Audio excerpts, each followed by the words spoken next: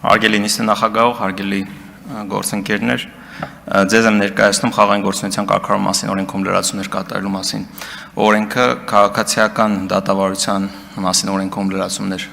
կատարելու մասին օրենքը, գնումների մասին օրենքում լրացումներ կատարելու մասին օրենքը եւ պետություն մասնավոր գործընկերություն մասին օրենքում լրացումներ կատարելու մասին օրենքը փորձեմ բովանդակային նկարագրել, թե ինչ ենք հիմնականում փորձում, ինչ խնդիր ենք փորձում լուծել այս օրենքների փաթեթում փոփոխություններ կատարելով, երկու հիմնական հարց ենք փորձում հասցեագրել։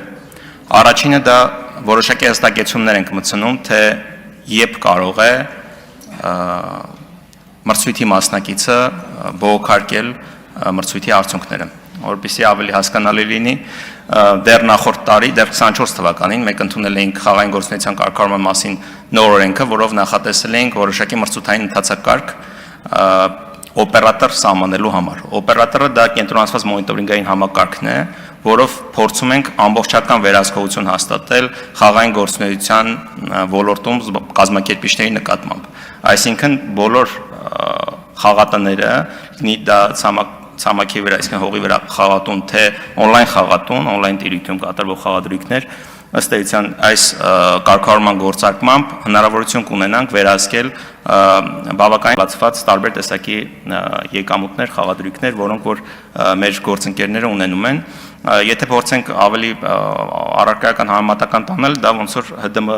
սարք դնենք խաղատների համար,